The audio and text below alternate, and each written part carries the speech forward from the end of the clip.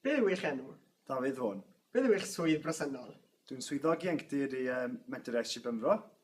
Dwi'n cadeirydd pwyllgor ieuenctid i'r Eisteddfod ac yn lywydd yr Urdd am blwyddyn yma.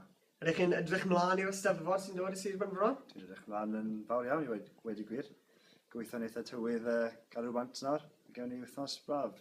Ie, byddwch chi yna trwy'r wythnos, felly? Byddai yna bob dydd. Pa ddigwyddiadau sy'n mlaen gyda chi yn ystod yr wythnos? Wel, mae da ni gêm pêl-drod sylebs erbyn pwyllgor ieuenctid. Mlaen ar nos Wener, Eisteddfod, sef Mai 31. Gyda cic gyntaf am 6:45, cwarter i 7, yn clwb rygbi Crymych. Wedyn ar ôl y gêm bydd y band Matoids, sef band leol, yn lansio i CD, a bydd y ffug yn wario gyda nhw. A wedyn ar y nos Sadwrn diwethaf, bydd a Lewis, Bromas, y ffug a Caso yn wario gig nos Sadwrn diwethaf yn canolfan Hermon. Croeso gynnes i bawb. Diolch.